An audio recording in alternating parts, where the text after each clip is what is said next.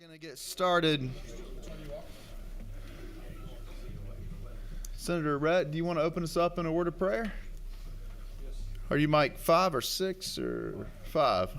All right, the floor is yours. Thank you, Mr. Chairman. Good morning, everybody. We're thankful for another day's journey, another week, another opportunity to do the people's work.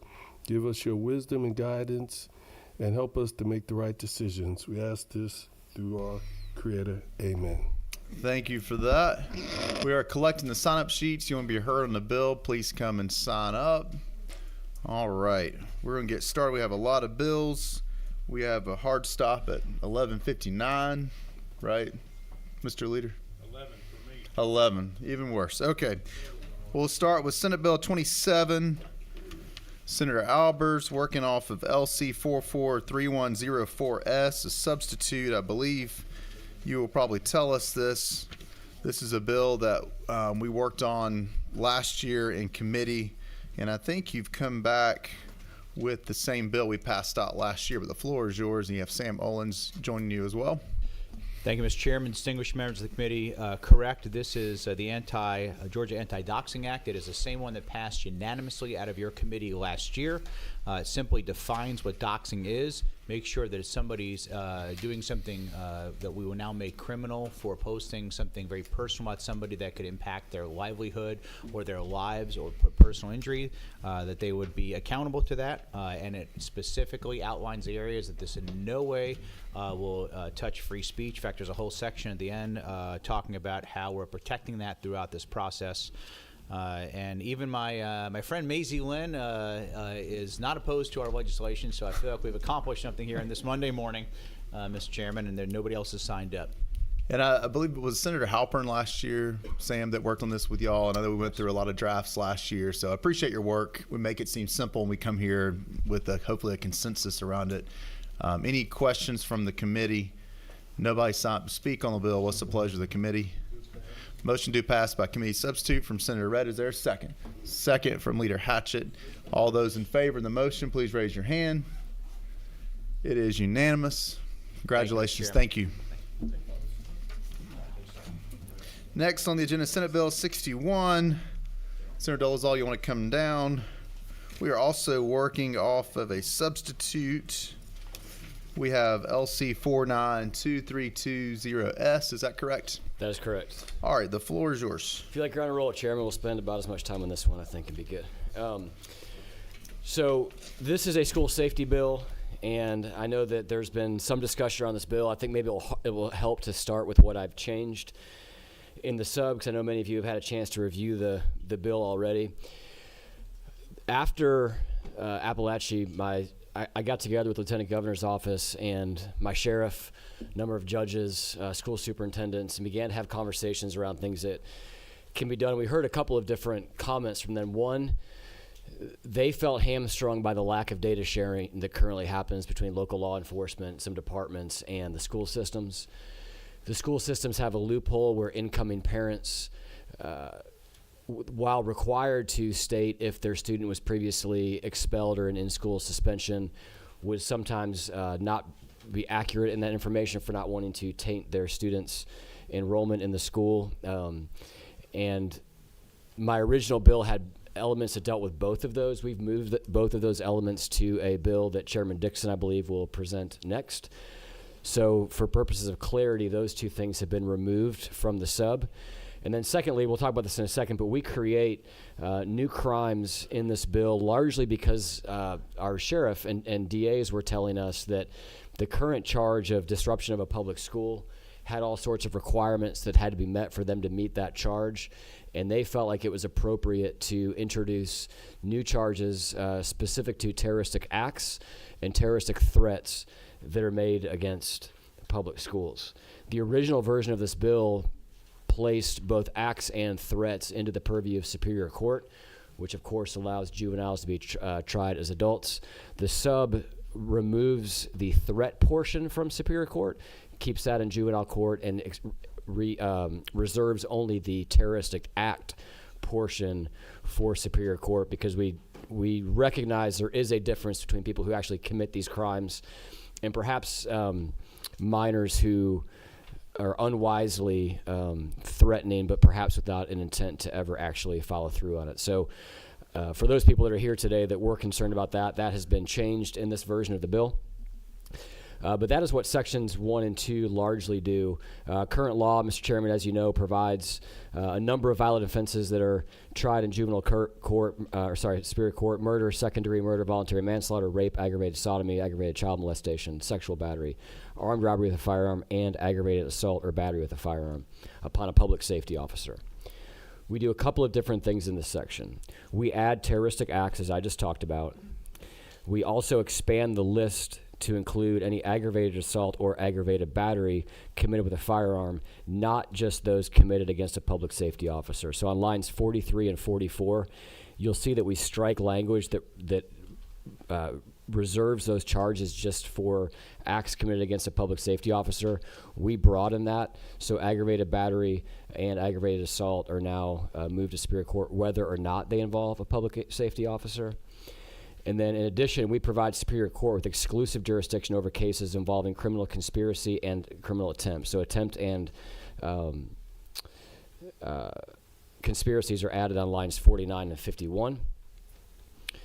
And then we reserve the ability and the authority for the DA at any time before indictment to move that to juvenile court if they deem that that would be the right choice for that particular case. Section 3 gets to what I talked about earlier in my preamble, and that is the sharing of information. It requires the courts and a couple different agencies to notify public school when a child has essentially been subject to electronic monitoring or an intensive supervision program or placed on home confinement. So we want the schools to know when children who enrolled in their schools are facing these consequences from external agencies. But we have some guardrails in there to ensure that the schools can only do certain things for that with that information, specifically promoting and protecting the safety of the child and the school community. Section 4 creates terroristic threats and terroristic acts, which I've talked about previously. And then lastly, Section 5 introduces, and this came directly from some sheriffs, the concept of a site threat assessment. And that's involves GMA. And it becomes a once-a-year process by which either local law enforcement or an approved individual or agency will do a specific site threat assessment on each public school. And then that is used to inform the safety plan, which we and then in this bill make an annual process as well. Part of what we heard from law enforcement was the need for schools to be consistently updating and reviewing the potential threats that can be exposed by people that wish to do harm in schools, whether that's things like unlocked doors, reinforced vestibules, or otherwise. And to do that on an annual basis is what we accomplish in Section 5 of this bill. So, Mr. Chairman, that's the bill summary, and certainly happy to answer any questions. All right. Any questions from the committee for the author? There's a number of people that signed up to speak on the bill. All right, no questions at this time.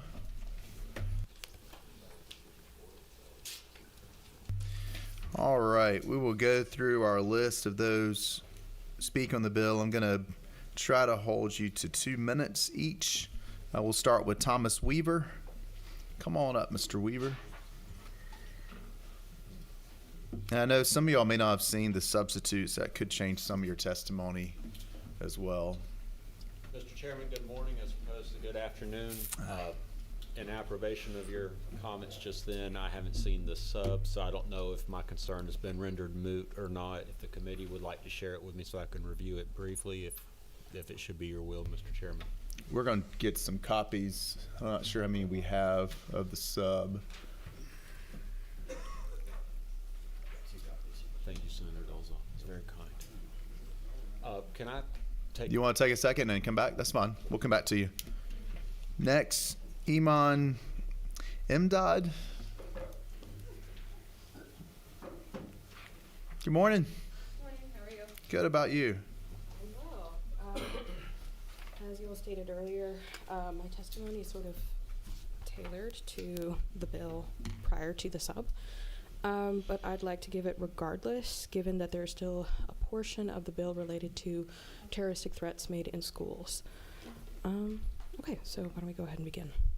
So, good morning, Mr. Chairman and members of the committee. My name is Iman Emdad, and I'm the Policy Associate at the Council on American Islamic Relations. We're a Muslim civil rights organization providing pro bono legal services to the Georgia Muslim community. And today I want to tell you about one of our clients, a high school student we'll call Adam. One afternoon, close to winter break, Adam had a conversation with his bus driver. Like most high school boys, Adam has a very juvenile sense of humor. The bus driver said that they'd love to play Christmas music and put lights up on the bus, but that they'd get in trouble with their supervisor. Adam jokingly said, "I'd handle them," and then played the sound of a gunshot on his phone.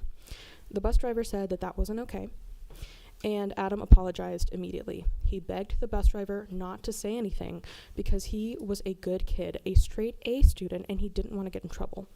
That night, Adam's parents got a call saying that he was being given out-of-school suspension until he could go before a school district tribunal because he was being investigated for threatening an employee. There, Adam was given a full year of out-of-school suspension, and following that tribunal, the principal convinced the school safety director to lower Adam's punishment to 7 days of OSS and not being able to ride the bus for the rest of the year. All because of one split second where he made an inappropriate joke, and I can't imagine how terrified he and his parents must have been. If SB 61 was law, this incident would have been even worse for Adam. It wouldn't have been a blemish that he could explain easily. He would have been charged under the previous bill. I understand that there's a sub now revising the portion on consequences for terroristic threat, but under the previous bill, he would be facing a fine of $1,000 or more and a 1 to 5 year prison sentence. This bill has irreversible consequences for teenagers at a time when they're known to be impulsive. Kids say dumb things, and learning to keep your mouth shut is part of growing up. And Section 5 of this bill, again, previous to the sub, treats children like criminals, imposing all of the future consequences of having a criminal record instead of creating age-appropriate accountability. For this reason, I ask you to oppose SB 61. All right, thank you. I appreciate your testimony. Next, we have Darlene Lynch. Good morning. Good morning. Here? Sure, that's fine. Thank you, committee. They both work, so Oh, okay. they should at least. Thank you. I'm Darlene Lynch. I am the Legal and Policy Director from Georgia Appleseed. Thank you for this opportunity today. Like many of you, I'm also a parent of 3 kids who have gone through Georgia schools, who's gotten the call about a lockdown or other problems. And I appreciate everyone's efforts to make our schools safe for our kids. And I appreciate the amendments that were made to this bill. But we still think that this bill is going to have some really serious unintended consequences. And we'd like to talk a little bit about what we're seeing on the ground and what we would recommend for some changes. Georgia Appleseed is a legal nonprofit. We're all a bunch of lawyers. We've worked in and with schools for 20 years all across the state. We support families and children who are facing expulsion for making so-called threats. After the tragedy at Winder, our phones rang off the hook.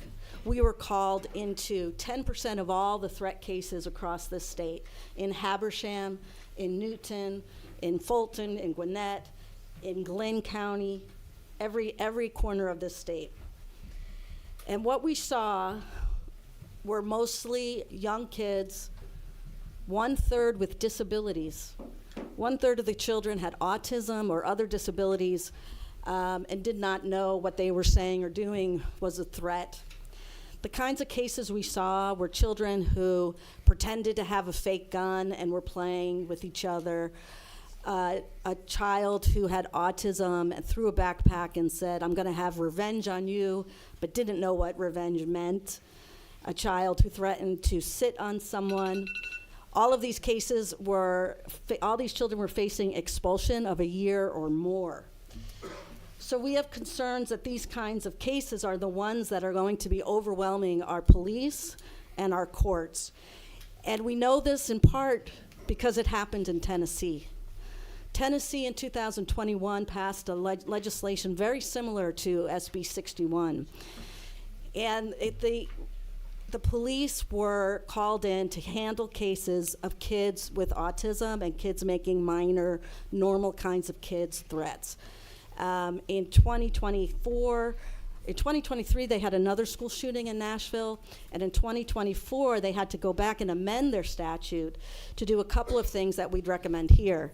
One of the things they did is they relied on behavioral threat assessments to determine if a threat is credible before that case leaves that school and goes to a criminal proceeding. The other thing they did is they created a carve-out for children with disabilities.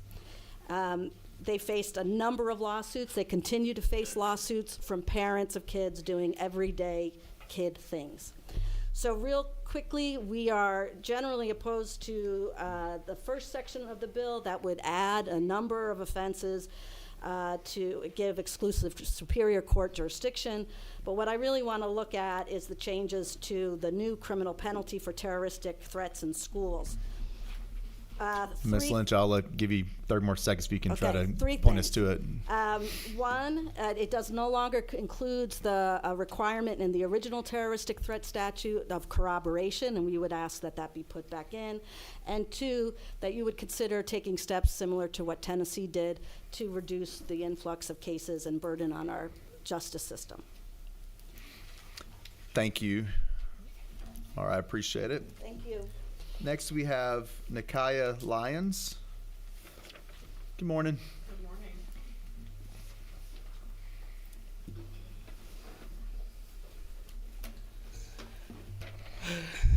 Dear Chair Strickland and honorable members of the committee, my name is Makai Lyons. I am an Equal Justice Works Fellow hosted by the Intercultural Development Research Association, also known as IDRA, an independent, nonpartisan nonprofit committed to achieving equal education opportunity for every child through public schools that prepare all students to access and succeed in college. IDRA opposes SB 61 because its contents are overly punitive. The changes proposed by this bill will exacerbate Georgia's existing school-to-prison pipeline, funneling students out of their classrooms and unnecessarily into adult court systems. There's ample evidence that punitive policies are largely ineffective at deterring students from undesirable behavior, and in fact, actually have the opposite effect. Overly punitive punishments make students more, not less, likely to commit another offense. Additionally, harsh policies that are designed to deter students are not likely to be effective, particularly for students who may lack the maturity to fully consider the consequences of their behavior, as Ms. Lynch said previously. This bill is also likely to disproportionately impact students of color and students with disabilities. Data shows that Black, Latino, and other students of color are likely to be given more punitive disciplinary consequences for similar misbehavior as white students. Black and Latino and other students of color are also already more likely to attend schools with school police and law enforcement on campus, making them particularly vulnerable to disproportionate impacts of criminalizing policies like SB 61. SB 61's approach is heavy-handed, and it does not account for the many circumstances that might influence an adolescent student's problem behavior, including mental health, disability, or special education status, existence of trauma and abuse, bullying, or harassment. And this is particularly concerning for students with mental health concerns and disabilities that impede their impulse control. Additionally, there are existing policies and structures designed to address serious adolescent behaviors, problem behaviors, including alternative school placements and the juvenile court systems. These systems are better positioned than adult courts to be responsive to the developmental, social, emotional nature of adolescent behavior. Flooding adult courts with youths and failing to consider the many factors influencing their behavior is likely to be ineffective at making our schools safer. Thank you, Ms. Lyons. Thank you. Next, we have Caitlin Ward. Good morning. Good morning, Mr. Chairman and committee members. My name is Caitlin Ward, and I represent the Carter Center's mental health programs. Today, I come to speak in opposition of the first part of SB 61. At the Carter Center, we prioritize school-based behavioral health by creating a collaborative consisting of Georgia Appleseed, Voices for Georgia's Children, and Resilient Georgia. As a member of this collaborative, we work independently and together to map availability of SBBH, including mental health promotion, early intervention, and services. And we research, develop, compile, and disseminate tools for those wanting to implement evidence-based behavioral health program health in Georgia schools. This bill takes no consideration of mental health or behavioral health issues and does nothing to direct students to mental health resources in order to combat the root of the issue. Instead, it criminalizes students and escalates these problems to the court system. Many students who would fall under this statute have no intent of committing a terroristic act and should instead be given access to mental health services and appropriate punishments instead of being criminalized, potentially ruining their lives. Thank you for your time. All right, thank you. Next, we have Margaret. Is it Kaywood? Sorry, I can't read your last name. Come on up. I'm Margaret Kaywood with Department of Juvenile Justice, and I just want to speak to the potential impact, operational impact to DJJ of this bill. Moving attempt and conspiracy charges from juvenile court to Superior Court for all the Superior Court charges, these students would then not go through the compressed juvenile court cycle, moving them to disposition, allowing them to have rehabilitation and supervision services. Superior Court charged students that are not bonded out could be detained for up to 180 days in detention before indictment, and this would increase our detention population.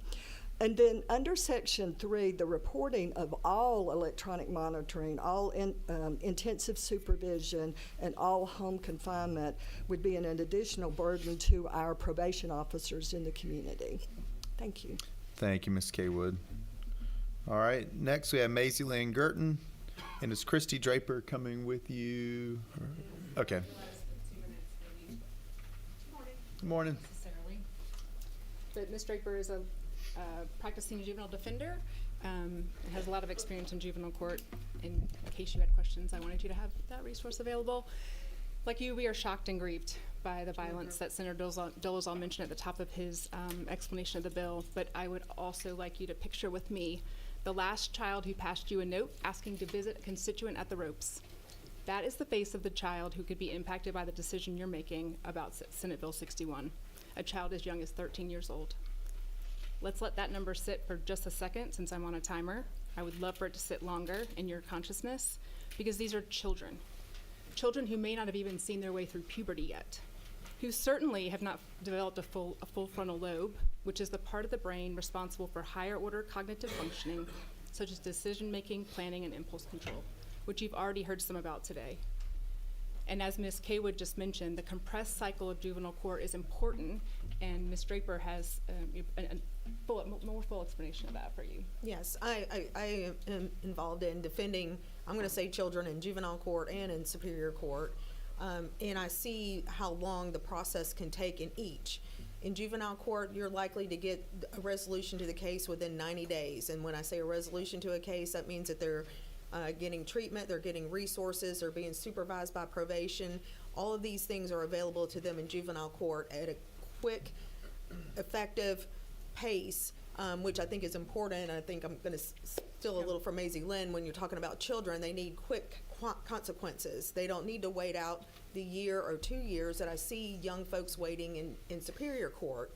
I'm practice out in Douglas County primarily, and as we know, it's becoming part of the bigger picture of Atlanta very rapidly. And so I see a lot of young people in juvenile court, and I see a lot of young people in Superior Court, and I have young people waiting for up to 18 months for a resolution of their case in Superior Court, if not longer. So I'm very concerned about this turning more juvenile offenses into adult offenses. And also keep in mind there's always the transfer statute that can be used by the juvenile courts if they feel that something is serious enough it needs to go to Superior Court. Could I highlight just a couple more technical issues before We gave you 2 minutes. We know you're just two of y'all, so go ahead. Thanks, that's Yeah, kind. finish up. Appreciate that. So we are coming to you really asking, frankly, for you to just disregard Section 1 and remove it from the bill. We aren't even here to address the other issues that the other people have addressed for you today. There is not another crime that a child's being treated as an adult for in our code that would predicate their conviction on reckless disregard for their behavior. Everything else that's treated as an adult style crime requires intent to commit that crime. I appreciate very much that the terroristic threats have been removed from section 1, but we're keeping the acts in there that can be achieved through reckless disregard is still a problem. As is, and you've already heard it mentioned, the attempt and conspiracy crimes. No actual violence has to happen for an attempt to happen, even toward murder. This is a huge C-chip in the policy that you all have used over the years in developing the crimes for which you put a child into an adult court system. Huge change in your policy. Upwards of 800 children were charged with terroristic threats in Georgia last year. And if you think about what Ms. Haywood said, that's one of the numbers that you should hold in your head for that. Juvenile arrests have been declining. It's a trend in Georgia since 2017. I'm just trying to pick and choose what to say now. I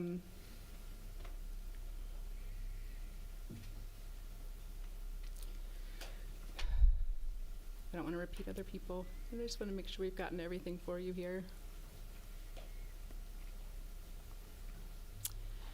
When you focus on excessive punishment rather than rehabilitation, which is what the juvenile court system is set up for, you are not using the age-appropriate interventions that are known to reduce future criminal behavior. They're just not available in the adult court system in the way that they are in the juvenile court system. These children will not get that in the same way.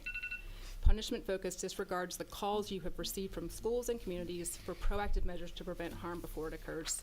One other technical issue that I would like to mention on line 44, the removal of the police officer requirement in the aggravated assault portion of the SB 440 crimes. It is important for you to know that aggravated assault can also be committed without an attempt. It's based on the reasonable apprehension of fear of the victim. There are some Second Amendment rights people who are very concerned about that because the ability to carry a gun in our state can put someone in reasonable fear of harm, even if the child or adult didn't mean to. So again, this bill is full of unintended consequences in pulling these children into Superior Court. We'd ask you to remove Section 1. Thank you. All right, thank you. All right, Mr. Weaver, you want to close this out before I call the author back up? Thank you, Mr. Chairman. Lines 184, 191, 206, and 213, the language in there about the parks stuff, that bothers me greatly, and I would invite you to consider, we're going to go round robin here. Chairman, think Richard Craig Park and Henry County High School. Senator Calsert, think University of North Georgia over there by Harris Shoals Park. Senator Kennedy, think Upson Lee Middle School over there by Weaver Park, right? Greg Dolezal's district. Think about Hall Creek Elementary School by Hall Creek Park. Senator Bo Hatchett. Think about Banks County Middle School over there by Windmill Park. Senator Harold Jones, Butler High School over there by Bernie Ward and Fleming Athletic Center. Senator Elena Parent, Forest Park Middle School over there by Tar Creek Mini Park. Senator Blake Tillery is not here. How about Senator Ben Watson, McAllister Elementary School by Bryan County Park? Let's say there's a criminal street gang member who meets a drug dealer at midnight on a non-school day and gunfire erupts. Well, those parks are right there by those schools, aren't they? So what does the media do? What does the law enforcement do? What's reported? Terroristic acts at school. Oh, wait a minute now. That didn't involve a school, did it? No, it happened in the park.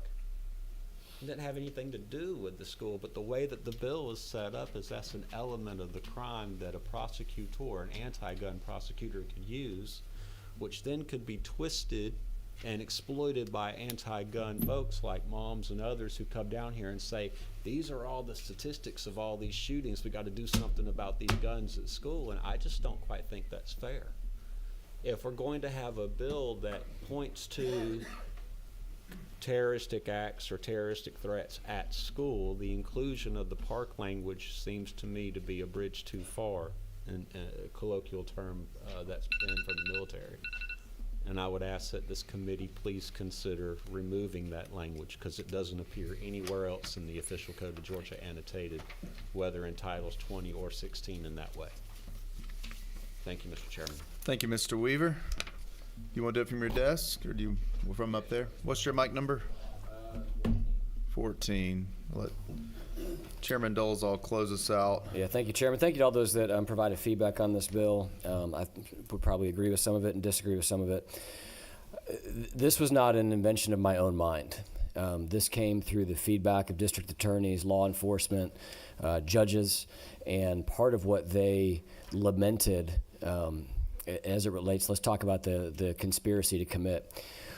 What if, hypothetically, we had been able to intervene in Columbine during the planning phases? Nobody would have died. But do we want a fast-tracked process for those two gentlemen to move through a system quickly, or do we want law enforcement to have the time to try that case, which would probably be at the extreme case of the type of activity that we're trying to stop? We can go to the, I don't want to say innocent, but I will say probably the young individuals who don't mean to follow through on these crimes. What about those that do? And that is what we're seeking to address here. Law enforcement and district attorneys have the ability to look through these cases and decide how they want to charge them as it relates to even the terroristic act portion of this. The part portion that Mr. Weaver talked about, I'm certainly not married to that. I think what council was trying to capture in that was contemplating the playgrounds that are adjacent to a school but may not be owned by one. If the wisdom of this committee is to edit that, I certainly will be open to that, as well as any other feedback that the committee has. Thank you, Mr. Chairman. All right, any questions for the author? All right, that's everyone that's out to speak on the bill. What's the pleasure of the committee?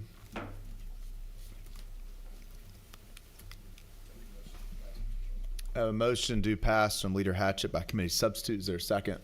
Second from the pro tem. Any discussion? All right. We have motion to pass. Senator Parent. Thank you, Mr. Chairman. I just wanted to clarify one thing since I arrived a bit late. Does the substitute have any exemption or special consideration for students with disabilities? What's your mic number again? 14. It does not. I'm open to that, but I also recognize that that's something that would typically be contemplated by both law enforcement and the district attorneys in when they choose and how they choose to deal with these cases under current law, in addition to this new law. So I don't know, Senator Parent, you certainly are more informed than I am on this as to whether or not we have those exclusions under other areas of the criminal code. To the extent that we do, I'd be happy to bring an amendment to the floor that would align this with that. But certainly trust the law enforcement in the state as well to consider that and how they're deciding how to handle these cases. Thank you for that. Chairman Dolezal, I was just reviewing the letter from Appleseed about Tennessee coming back to add that, which could be instructive, but we can continue talking about it. All right. Any other discussion from the committee? Motion to pass by committee substitute. All those in favor of the motion, please raise your hand. 7, all opposed. 2, motion carries. All right, now we're going to Senate Bill 179. Come on up, Chairman Dixon. We are also working off substitute LC 492318S. Is that what you have? That is correct, Mr. Chairman. All right, the floor is yours. Thank you, Mr. Chairman. This bill comes about,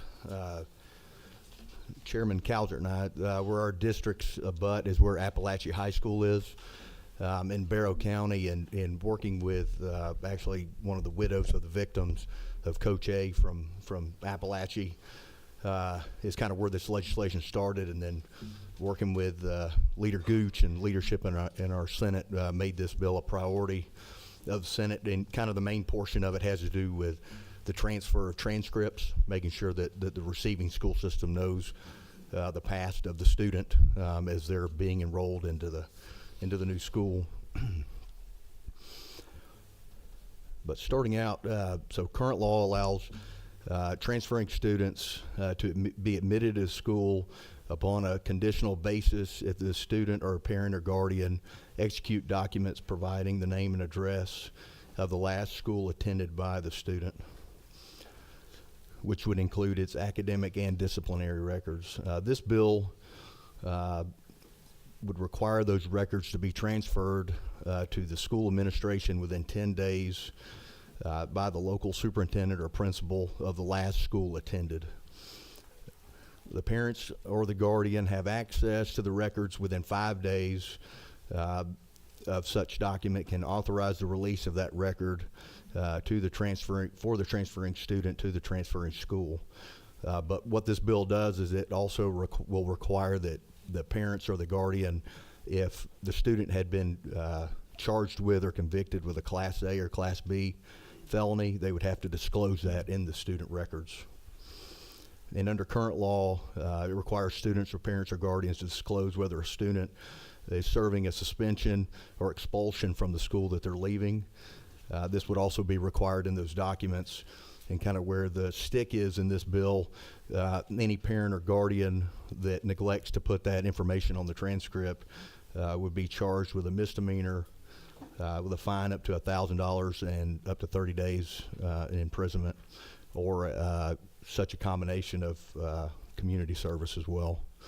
In the bill, it also would require that if a student is charged with a Class A or Class B felony within 7 days, that the agency that arrested the child would have to provide that to the superintendent of the current school that they reside in.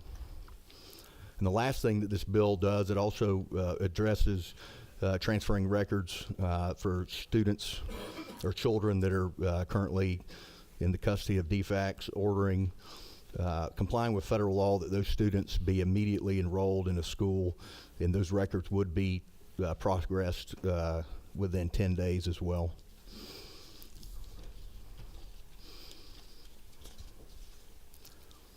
And then I did skip one thing. The last thing the bill does, what it has to do with mental health. It will require at least 1 hour of evidence-based training for students on suicide awareness and prevention. That would be an annual thing. It would also require them to have violence-based prevention training and to recognize if someone looks like they may be wanting to harm themselves or someone else. And that concludes the bill, Mr. Chairman. All right. Any questions for the author? All right. Thank you. I have a couple people that want to speak on it. First, we have, is it Tom Bayer, the Georgia School Counselor Association? Come on up. Tom Bauer. Close enough. Close enough. Thank you, Mr. Chairman. Members of the committee, I'll be brief. I'm Tom Bauer with the Georgia School Counselor Association. I have not seen the substitute. I assume it's a little shorter than the original from where you were describing. But we were mainly prepared to and wanting to offer the 5 days that, for this transfer, and the original was just sometimes really not feasible, especially in rural areas. And some schools have clerks, some don't, and it falls upon the school counselors. So we appreciate that going to 10 days, and generally, so I appreciate you making that change. Thank you, Mr. Bauer. All right, Thomas Weaver. My concern's been rendered moot from the sub. All right, his concern has been rendered moot from the sub. That's everyone who want to speak on the bill. What's the pleasure of the committee? Motion do pass by committee substitute from Chairman Cowser. Is there a second? Second from the pro tem. Any discussion? All those in favor of the motion, please raise your hand. Close enough. It's unanimous. Good work. Did I have the wrong second? All right. Thank you, Mr. Leader. All right, thank you. Good work. Senator Williams still in the room. I think he stepped out. We'll come right back to his. Senator Beach, you want to come up and do Senate Bill 244? Yes. Thank you, Mr. Chairman, members of the committee. I bring before you Senate Bill 244. Basically, we're working off of 280678. Is that what you have? LC 280678. All right. And I'll be quick. This bill basically says if a prosecuting attorney in a felony or misdemeanor is disqualified for misconduct and the overall case is dismissed by the court, those individuals that were indicted are entitled to an award of reasonable attorney's fees and costs that were incurred while they were defending themselves in this case. The judge in that case will be will be the one to consider the request of reasonable attorney fees and cost, and then the fees would be paid by the county in which the criminal case was brought.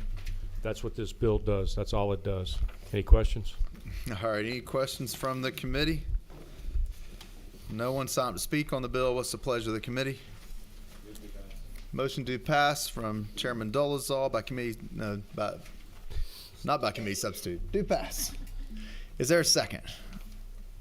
Second from Chairman Watson. Any discussion? All those in favor of the motion, please raise your hand. It is unanimous. Thank you. Thank you. Thank you, Mr. Chairman. All right, Senator Williams, you want to come up? SB 189. This is a bill we heard last week. We're not going to take additional testimony on it today, but you did make some changes. I will state, I think those that were opposed to the bill, Mr. Marsh and his group, are still opposed to it. I don't know if they have a particular position on the changes, but go over what you did with the bill, if you will. Okay, thank you, Mr. Chairman. Section A is revised to allow for over a year, July 1, 2026, for DCA to implement a contract for the development of the centralized online database. The database should be funded from own revenues. Notice of formation of database be given to Georgia Press Association, ACCG, and GMA. Section B establishes January 1, 2027 as a start date for when notices must be published on the database. As in the file bill, notices in local newspapers are still required. The database publication is in addition, so local newspaper notices. GMA wanted to delay the implementation, and so we're happy to work with them and continue to work with them.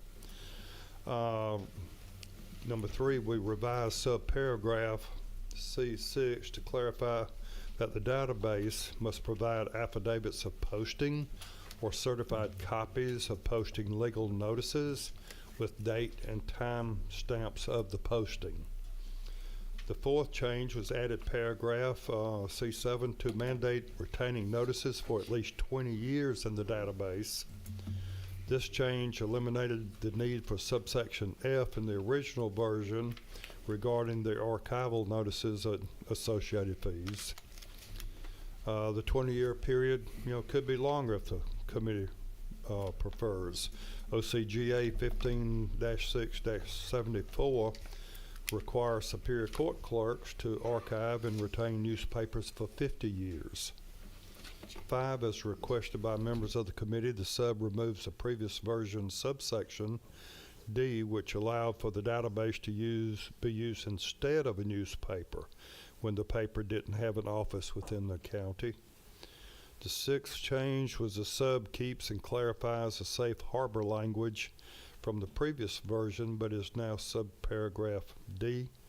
If legal notice is posted on the database within the same time required by law, then such posting shall be adequate notice.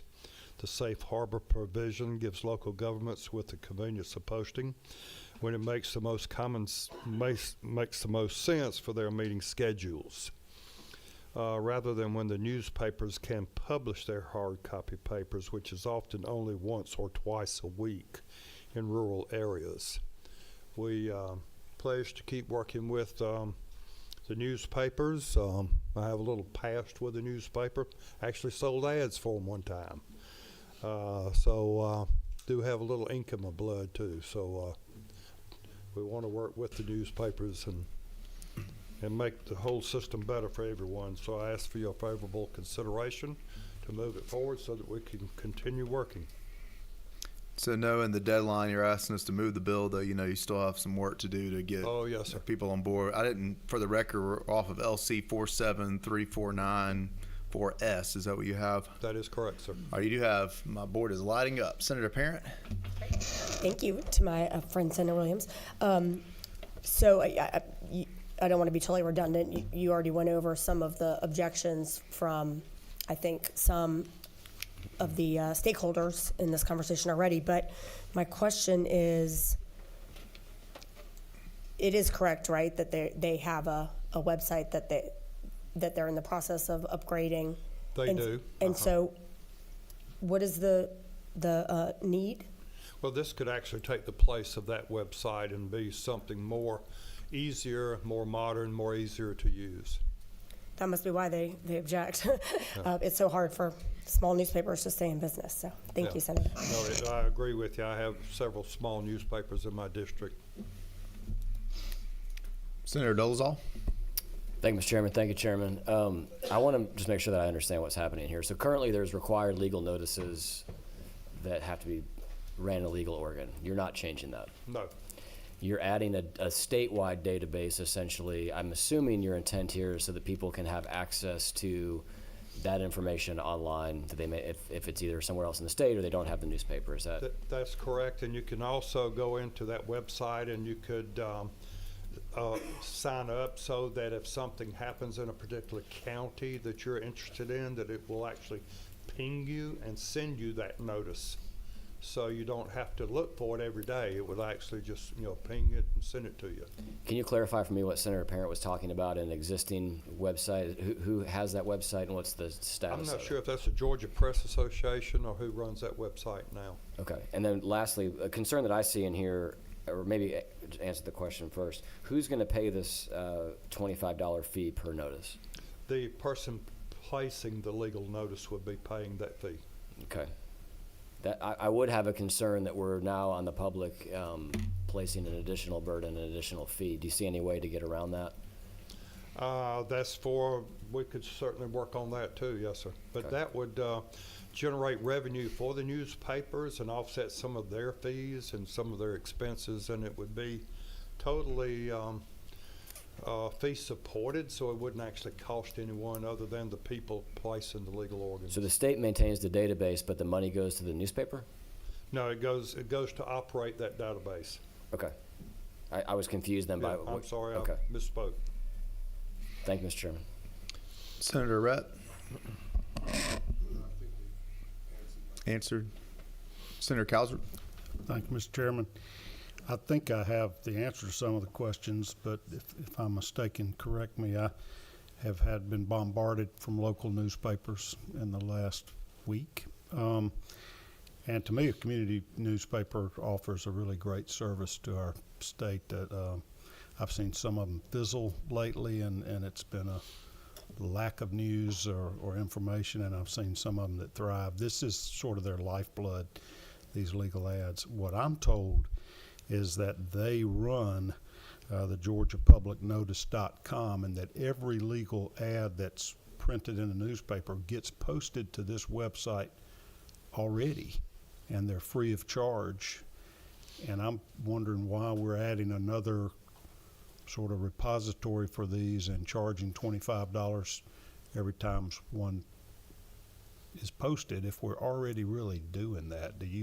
If I'm misstating that, let me know, but that's the way I understand the current system. That's pretty much true what you're saying.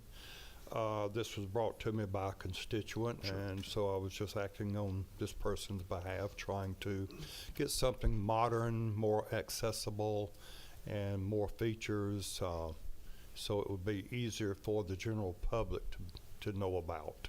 I didn't even know about the other one until I started with this bill, that it even existed. And I've been combing through newspapers trying to find some legal ads, but it certainly, I think, needs some more work, and we can continue working on it. Right. Thank you, sir. Thank you. Senator Rhett, did you have? Thank you, Mr. Chairman. How do some of the local newspapers feel about what you're trying to do? Because I've had some concerns expressed to me. Yes, sir. I have some of my local newspapers are having concerns about it also, and of course this is early stages. This is not getting across the finish line yet. We've still got a lot of work to do on it, and want to continue working on it. And I kind of feel like I'm going through depositions. Those are all the questions from the committee. What's the pleasure of the committee? I don't think. All right, no action by the committee at this time on your bill. Okay, thank you very much. Thank All you, right, committee. thank you. All right, Leader Jones, Senate Bill 204. Do you want to stay where you are or go down here? All right.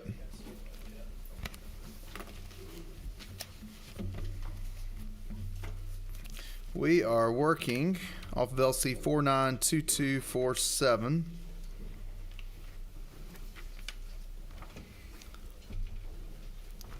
Randy McGinley's going to join you at the table, your legal counsel of the day. Exactly. Thank you.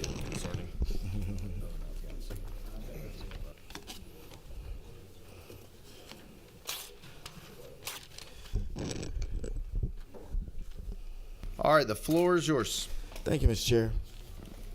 So this bill is Senate Bill 204, and it deals with basically having grand juries in specific situations. And in your packet will actually be the type of cases that the grand jury would still apply in specific situations. You have that within your packet, which basically deals with serious violent felonies, sexual offense, and sexual offenses. This is not really a novel idea or a new idea. Actually, 23 states basically use this statutory framework, including Alabama, Florida, Kentucky, North Dakota, Tennessee, Texas, and Louisiana. In fact, we actually also did this statutory framework when we had COVID. 25 other states actually make grand juries actually optional. This is actually more of an efficiency and transparency bill. Efficiency in this sense, and I'll kind of say, you kind of have to kind of get the picture of when you're dealing with grand jury. So you have a few things going on. Number one, it allows, by actually just using the grand jury on these specific offenses, it actually will allow your more serious offenses to actually get in the queue faster because they're not sitting behind cases that an accusation could actually be filed. So now they can actually go quicker as far as actually going for a grand jury indictment. By the same token, it allows those cases where accusation can be filed, which still may have a victim in that particular case, to also get in the queue quicker because now an accusation can be filed on those particular cases. So in both instances, whether it's from the grand jury perspective or accusation perspective, it allows your cases actually to get quicker resolution. It allows them to go through faster. Also, you have to look at it from this standpoint. It eliminates wasteful time for your deputies. So kind of have to understand how this kind of works when you have the grand jury situation. You may have a deputy that actually works a 7 p.m. to 7 a.m. He or she may then be required to come for a grand jury that morning at 9, 10 o'clock, but at the same time has to work that evening. So it establishes efficiency because if it's one of those cases where accusation can actually be filed, it allows that deputy not to have to come to a grand jury proceeding. Obviously, if it's one of the cases that we have listed that grand jury would still be necessary, he would or she would still have to be there. But it allows for efficiency where if you have someone who's worked 7 to 7, and now on some of these cases, let's say a felony shoplifting or something of that nature can be done by accusation, he or she doesn't have to then interrupt their time as they get ready to go back on shift at 7 o'clock. Also, from a monetary standpoint, for instance, in Augusta, if a deputy is actually off and he's called into grand jury, they have to pay him. They have to actually pay him overtime. So you have efficiency from the standpoint of time, but also from a monetary standpoint that you just basically have these grand jury indictments for specific cases. So when you kind of look at it, you're looking at the fact that now you have the specific cases, they're getting faster handled. You have cases that can also be done by accusation. They're getting moved quicker. You now have time as far as the deputies are concerned, as far as when they're off duty or on duty. And in fact, let's assume that they're necessarily on duty. They actually have to take time from what they're doing, whether it's investigating a case, whether it's working road patrol, whatever it may do, to come to the grand jury proceeding if this is one of the cases that actually can fit where you have an accusation. And so I say it's also transparency because at the same time, one of the things that we've been really pushing is transparency from the standpoint of prosecutors. This actually does that because now a prosecutor, if it doesn't fit one of these specific cases, by drawing up the accusation, they actually now are more accountable that they're the ones who actually drew this up. One commentator or one article, scholarly article that is out there says, no matter whether you're talking about an indictment of President Trump or the lack of indictment in a police brutality case, one thing that many prosecutors sometimes use is the grand jury made me do it or the grand jury didn't do anything. This actually, by having the accusation, this actually says, no, it's actually your responsibility to actually bring these particular charges. So at first blush, it seems like a novel idea, but when you understand that 23 states, many Republican states such as Texas and Florida, they've actually been doing this. We ourselves did this with COVID in 2022, so we ourselves have actually done that. When we look at it from that standpoint, we realize that it's not a novel situation. It actually does establish efficiency. It also establishes some transparency there too, much more than you have within a secretive proceeding. So with that, Mr. Chair, I'll open up for any questions, but as you say, I do have help as far as the particulars of these situations. I was a misdemeanor prosecutor, so as far as the particulars of this, I do have help from District Attorney McKinley. Anything you want to add? Yeah, I can go ahead. Thank you, everybody, and thank you, Leader Jones. And as Leader Jones said, obviously this is not novel. This DAs have been allowed to accuse numerous felonies for decades. The list of that has not really materially been changed. Obviously, there's been some change to the criminal code in 2012, that changed some, but nothing meaningful other than COVID, which is just temporarily. So it has been the practice of this state to allow DAs to accuse numerous types of felonies. And I'm not going to rehash everything. I know we were here last year, I think, on a similar bill. And some of the things that have been added to this bill are things that were brought up as concerns last year, such as sexual felonies, which I agree with. I think is a good thing to make sure that those are presented to the grand jury. And I'm also a big believer that, generally speaking, especially nowadays, the idea that both things can be true, that two things can be true at the same time. But we often get thrown back at prosecutors that you can indict a ham sandwich, but then also we're told you have to indict everything. And to me, both those things can't be true. This is one of those instances where I don't think those two things can be true at the same time. And I agree with Leader Jones about more transparency. Taking case to a grand jury just to have the grand jury dump the case. Does that happen? I don't know. I personally don't do that. I look at it as if I believe a case there's not sufficient evidence, then I need to put my name on a piece of paper and sign it and say that it's not me, it's not the grand jury, it's me saying that. And so if there's any pushback, it's on me as the elected official, not on the grand jury. I do want to touch on a couple things as far as, across the spectrum in Georgia. We have prosecutors' offices that have grand jury 3 times every week. And I think they have 2 grand juries sitting at the same time, so that's really 6 times a week. I think it's the busiest circuit in the state. We also have some counties that have grand jury once every 6 months. That means those cases that require grand jury indictment cannot start moving through the system for up to 6 months, and sometimes longer based on when the arrest occurred. And yes, defendants have the right to waive indictment. Is that happening unless they're in custody? No. I've spoken to a lot of DAs in those more rural circuits. They're not getting waivers of indictment as a routine practice, and so those cases cannot move for some period of time. I'll point out some of the cases that under current law that the district attorneys, that prosecutors have to indict. Your 4th driving on suspended license, your 4th DUI, possession of a firearm during the commission of a felony. We can accuse possession of a firearm by a convicted felon, but if it's during the commission of a felony, we cannot accuse that. Even if we can accuse the actual crime that goes hand in hand with that firearm possession, we cannot accuse those crimes without taking the case to the grand jury. And I think I said this last year when I was testifying, is I have numerous cases every year that I have grand jurors, when we ask after we're done presenting the case, any questions, they raise their hand. Why are we hearing this? Because it is something like a 4th driving on suspended license that started as a citation initially until probate court found that it's their 4th. And then at that point, the case is 9-12 months old on something that could have been accused within a month or 2. My circuit, just as an example, indicts about 1,200 cases a year. And that keeps us very, very busy. And I think, we have, out of that 1,200 cases a year, I probably have 1 or 2 no bills an entire year. And so the reality is the grand jury, I think most DAs do a great job of weeding those cases out. We don't present cases to the grand jury just for fun. We do it because we believe there's sufficient evidence. And I think that's shown by the idea that we only have, as I said, 1 or 2 out of 1,200 cases a year is no billed. Defendants still maintain all of their rights when cases are accused. They still can file a motion to suppress. They can still file opt-in for discovery. They can still file a speedy trial demand. And actually, they can't really do most of those things until the case is actually accused or indicted.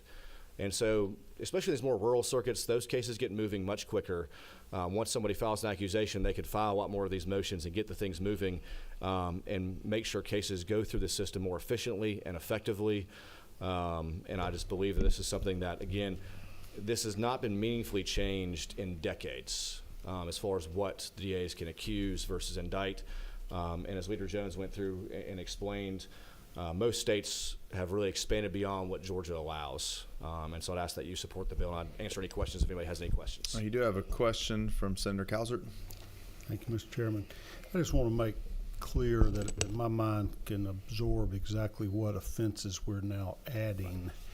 I get the law on a misdemeanor. They don't have to be indicted already. In fact, most of them are prosecuted by state court solicitors. They don't even have grand jury assistance, and you as a DA can still accuse on misdemeanor cases. Correct.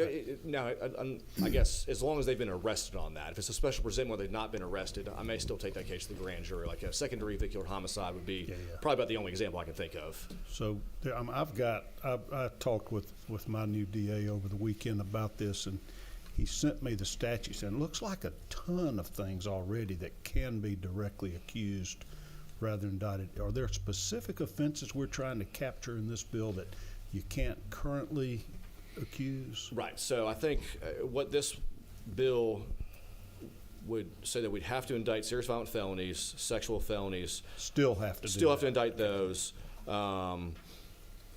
I believe any sort of offense of racketeering and gang offenses would still have to be covered. The things that we would be allowed to accuse under this bill going forward, if this bill would pass, would be things like DUI, driving suspended license. There's also some more serious ones. Trafficking drugs would be one of those. Another thing that would allow us to be accused of things like burglary in the first or second degree, aggravated assault, aggravated battery. Trying to think of any other sort of more common. There's going to be some random things that I can't think of off the top of my head. But those are probably, I would say those are the most common, would be the burglaries, aggravated assaults, and some of these other offenses that, when I say less serious, they are less serious relatively speaking. Okay, thank you. All right, no other questions from the committee. Mr. Williams, do you have anything? Were you speaking with them? Or? Yes, sir. This is the appropriate time. Okay, it is. And just so everybody knows, we are up against the time clock. I keep checking my members to see who's going to stick around. We lose a quorum, then we're going to lose some bills. Well, I will be very brief. I'm Jared Williams. I'm the district attorney in the Augusta Judicial Circuit. My circuit is a little different. I have one very kind of urban, densely populated county, and then I have one very rural county. So I have grand jury every week in Richmond County. In Burke County, I have grand jury once a month.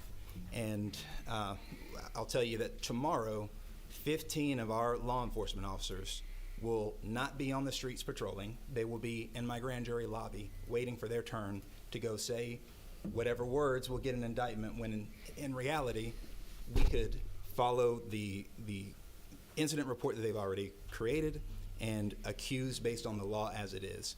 I'll state this as well. Since the COVID provisions sunset in July of 2022, my circuit has indicted 3,685 offenses. Of those 3,685, a whopping 23 have been no-billed. And so math is not my ministry, but that works out to about 6 out of every 1,000 cases gets no-billed.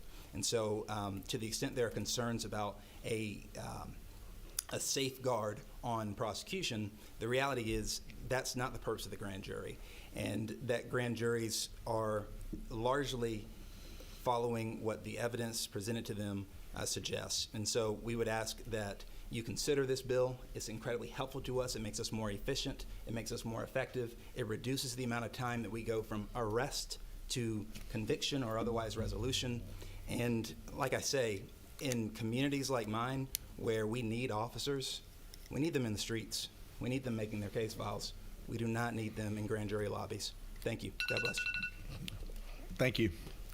All right. Leader Jones, you step aside just for a second. I'm going to call up Thomas Weaver. And then on deck, Maisie Land and Company. Thank you, Mr. Chairman. To the benefit of the committee, I'll try to be as brief as possible, but I want to be succinct. I was here last year when this committee analyzed Senate Bill 485, the predecessor to this current bill. The committee voted no action on the bill at that time. I would ask that the committee duplicate its response today. I can learn to better appreciate from some of the larger judicial circuits the benefit that the convenience that this might offer to elected district attorneys. However, the institution of grand jury exists for a reason. I believe that if we abrogate the existence of the grand jury and we relegate them only to the most serious of crimes, I think that we could potentially set ourselves up in a situation where a very important, I guess you could say, defense that the defendant has would no longer be there, as far as the ability for the grand jury, who are supposed to act as the robber barons of the county, to give that district attorney ability to indict that case. Also, I will note that I don't know to the extent to which the United States Federal Supreme Court incorporated the Fifth Amendment adverse to the states under the 14th Amendment from the Miranda decision, but I know that a good deal of the Fifth Amendment was incorporated via Miranda. The Fifth Amendment of the United States Constitution, to the extent that it may be incorporated against the state of Georgia without having the benefit of the exact scrivener details of that opinion slip in front of me, says that no person shall be held for any capital or other infamous crime without the benefit of a grand jury indictment. One offense that is listed under Georgia law that is legally punishable by death, that is not encapsulated under the carve-out exceptions to this bill, is aircraft hijacking. That is legally punishable by death. So I can envision a scenario where if an alleged criminal defendant were to go down to Hartsfield-Jackson International Airport and try to seize control of a commercial airliner or even an airplane at one of your local airports, that's something that's legally punishable by death. Would there be a Fifth Amendment claim if the DA was able to move without the benefit of a grand jury, for example? That's one I could think of off the top of my mind. There may be others. All right, thank you, Mr. Weaver. And last up, Maisie Lynn Girton, Adrian Browning. That's right. Thank you for hearing from us on this bill. I just want to respond to a few of the things you've heard so far about the rationale behind this bill. It is true that during COVID, our grand jury procedures were dialed back, but it was not a response to deputies or frequency of terms of court or any of the things that were mentioned today. It was a response to the fact that grand juries couldn't be convened. We couldn't practically gather 23 people in a space and keep social distancing protocols in place. So yes, there was an exception made at that time to remedy the pandemic problems. If the problem is the terms of court, I would encourage you to adjust the terms of court, not adjust the check on the state's power that the grand jury offers. I know it might sound really small to say only 6 in 1,000 people's indictments are no-billed. Those 6 people matter. And the fact that a grand jury heard a very prepared argument from the state and chose not to indict the case is also important. And 2 rounds of that means the person doesn't get prosecuted because there's just not enough evidence. And it can't be that these small numbers don't matter, because these are people's lives that they want to take their liberty from. I would also like to question the idea of the transparency. If transparency is a problem, I would encourage you to consider our grand jury process. There are states that allow for transcription, that those proceedings to be transcribed. That's a level of transparency that we don't have here in Georgia. And unfortunately, he's not here this week. If you'd heard this bill last week when my very tall partner, colleague Hunter Rogers was here, he would have been able to firsthand tell you that as an intern in law school in a Georgia district attorney's office, he was the one drawing accusations up. It was not a barred attorney. It was not an assistant district attorney who works at the pleasure of the DA. It was an intern in law school that was drawing up accusations against citizens in that particular circuit. I can't say that happens in a widespread way. It shouldn't be happening at all.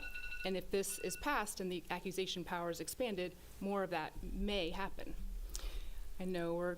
I would love for you to hear from Ms. Browning on some of the concerns that she has. We have offered a proposal, and I'd be accusations in a timely manner within 5 days of their issuance.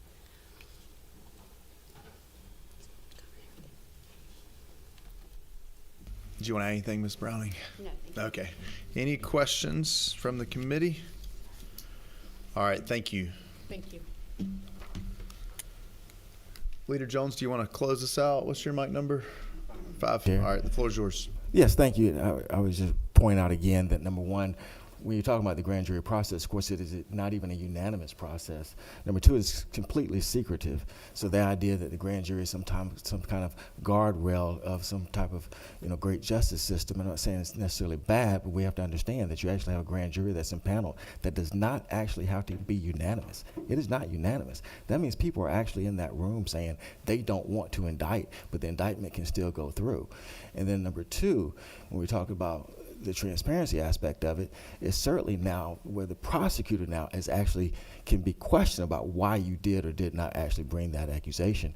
We're in a grand jury process. It's totally secretive. No one can talk about that process at all. So I don't think we should place that on such a high pedestal in that sense.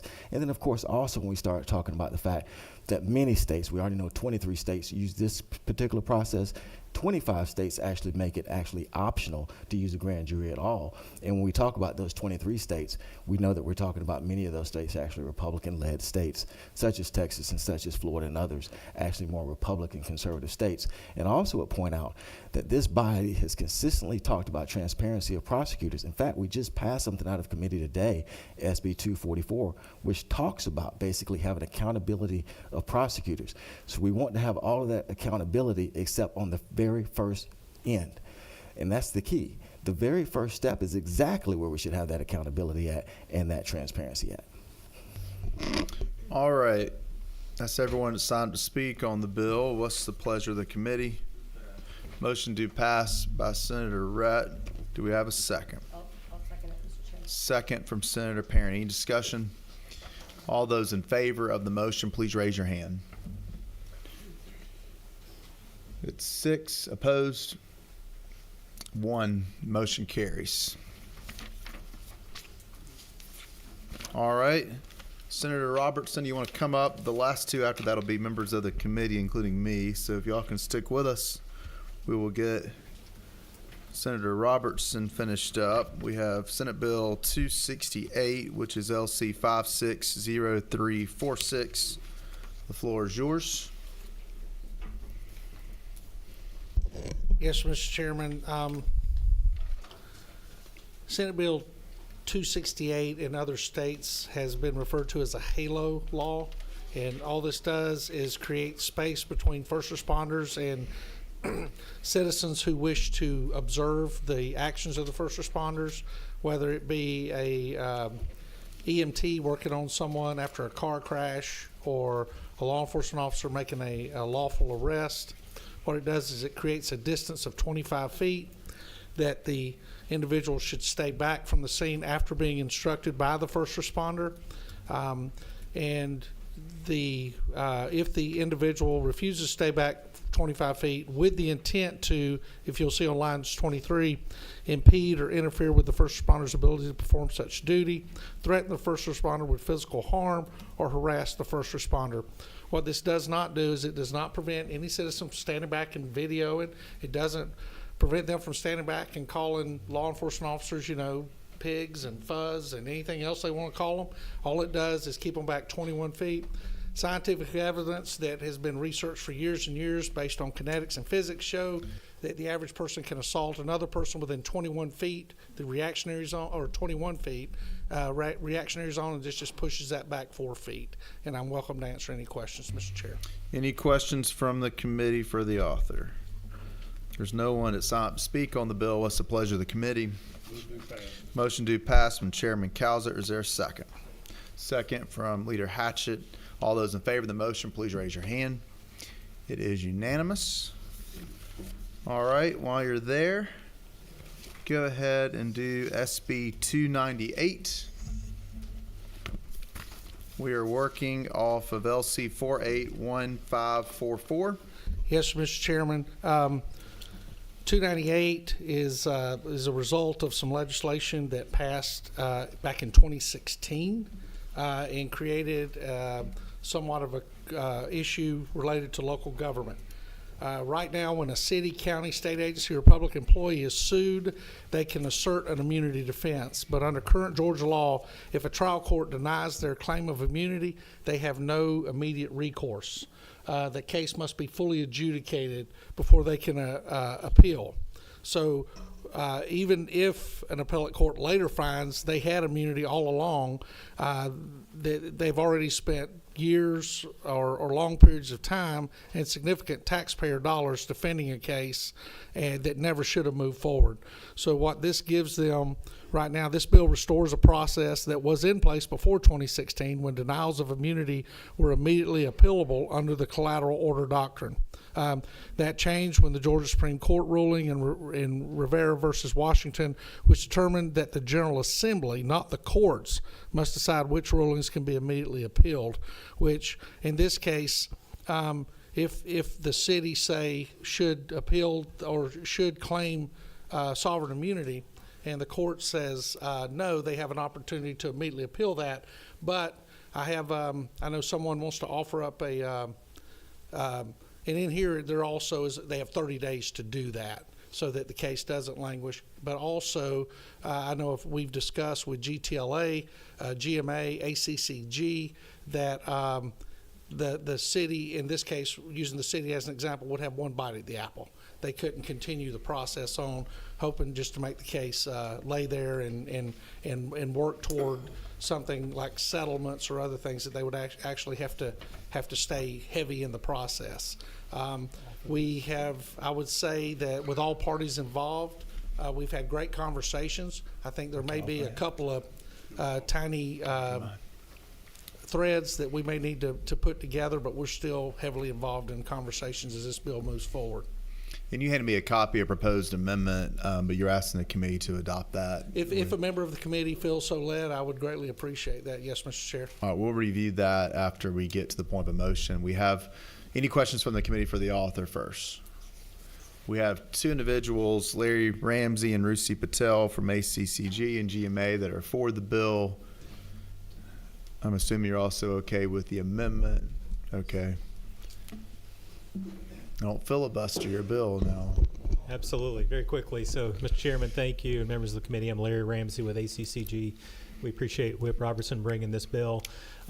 We do support it. One point I would add is that the courts have been consistent that immunities are immunities from suit, not just from liability.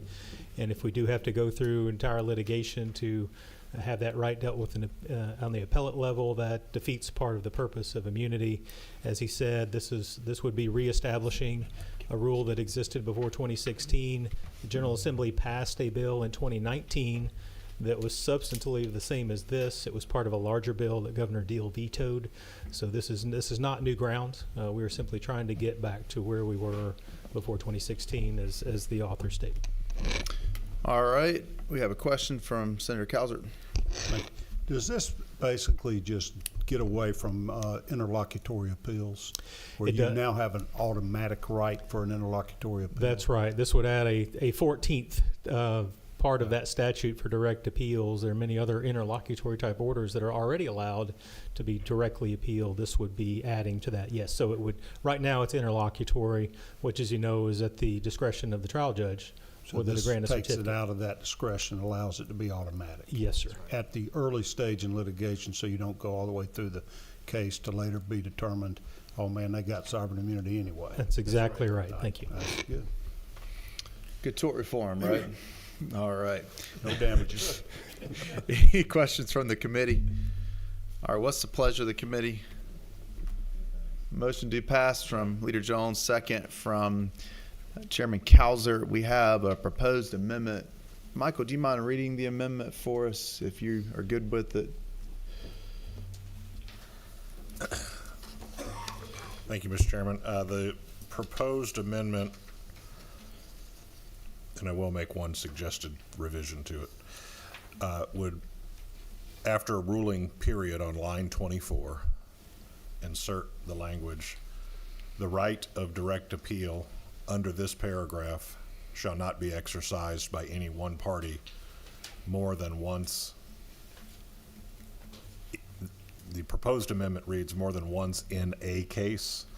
I recommend the committee consider more than once in any civil action. All right. Is anybody going to offer the amendment? Chairman Calzert. I'll offer that as edited by Legislative Council. Second from Senator Watson. Any discussion on the amendment? All those in favor of the amendment, please say aye. It is unanimous. Back to the motion. Do pass now as amended. All those in favor, please raise your hand. It is unanimous. Thank you. Thank you, Mr. Chairman. I appreciate your time. All right, 2 bills left. I will let Senator Calzert go first. SR, you want to do it from up here or go down? Your call. SR 262, if you will. Let's see, we're working off of LC 550538. The floor is yours. This is an application for a Article 5 amendment convention to deal with the single subject matter of having a balanced budget amendment with exceptions for national defense and national emergencies. This would require 2/3 of the states to also apply to the United States Congress to call the convention, and it would be limited solely to the issue of a balanced budget amendment. Georgia has passed this before. I carried it myself about a decade ago, but it had a sunset clause on it, so it's excluded. We also have a pending Convention of States application for a amendment convention, but it included more than just the single subject matter of a balanced budget, which is why I felt it necessary to narrow the scope to appease the fears of some people that we might have a runaway convention of some time. The last thing I will mention is, well, first of all, I'd say this is motivated by the fact that we have a $37 trillion deficit now that is only growing, that is now greater than our defense spending just to service the debt, and it's putting us in jeopardy. The only pushback I get to this is what happens if the delegates to this convention go crazy, have a runaway convention, and they offer many other proposed amendments that restructure our government. For 2 reasons that will never happen. First of all, the states would have to agree to propose an amendment to the Constitution, agree on the language, and then 3/4 of the states would have to ratify that before it was adopted into our amendment. Secondly, when we passed there was a couple of different applications that passed to ask for a convention. We have a Title 2868 that deals with the appointment of delegates and them following their duties. And this is still law for any amendment convention that may ever occur in the future. It lays out how our delegates are selected or appointed by the governor, the speaker, and the lieutenant governor. But it also has an oath from the delegates that they will follow the authorized amendment and as well as instructions from the legislature. And we provide that before any such convention could happen, the legislature can instruct the delegates what subject matters they will consider, and also other specific legislative instructions. These delegates would have to follow those. They couldn't consider other subject matters, or they can be recalled or criminally prosecuted. So I think that lays it out. It's really a concise issue, and I would appreciate your support. Glad to answer any questions. Any questions from the committee for Chairman Calzert? All right, no questions. No one's time to speak on the bill. What's the pleasure of the committee? Motion to pass from Chairman Watson, a second from Leader Hatchett. All those in favor of the motion, please raise your hand. It is unanimous. All right, last bill I will just present quickly, hopefully. Senate Bill 279, LC 620140. You saw this bill last year and passed this bill out of your committee, this committee last year. It just did not get through the House. The bill is named after Corporal Daniel D. Patziadli, who is a deputy in Henry County. As you may recall, he was here last year. He actually came on the Senate floor when we passed this bill. He is one of the officers that found and captured and took down the individual that was responsible for a mass shooting in Henry County in July of 2023. When he confronted the defendant, he was shot and injured in the line of duty, and he then had to go into workers' comp and received only 66% of his salary during that time. And it brought to light the issue of our officers injured in the line of duty being treated like other individuals or workers' comp, and someone that laid their life on the line not getting full pay while they're trying to recover Henry County Sheriff had a big fundraiser, as they do around the state, for officers in this situation. What this bill is doing is connecting these officers to our state Georgia State Indemnification Fund that's operated through our Department of Administrative Services, where they can apply and get the remainder part of their salary while they're trying to recover.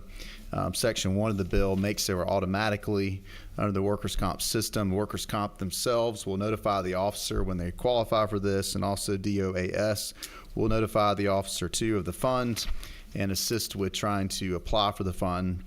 And finally, the second section requires every law enforcement agency in our state to provide notice of this fund as well. I worked with our folks in law enforcement, workers' comp, and also DOAS to craft the language of the bill. Happy to take any questions. I knew I recognized that name.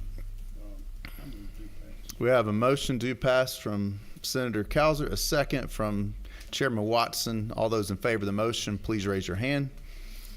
Thank you. I wish they all were that easy. And good work, committee. I remember him speaking last year. He came last year. An impressive guy. And by the way, he recovered fully. He gets nothing from this bill. He had recovered fully by the time he came last year. He just came to make sure the next person in line would get these protections. I want to take a second and thank our committee staff. The work will continue for Blake and Audrey and Justin and Hannah as we move forward, but they did a lot of work to get ready for today with all these bills, and so it looks easy for us as we come in, but y'all know, you see your staff, especially as chairman, do all this work too, so thank you for your work. We have a lot of House bills, so we'll enjoy a quiet crossover week now as we get ready for next week. With that, we're adjourned. Thank you.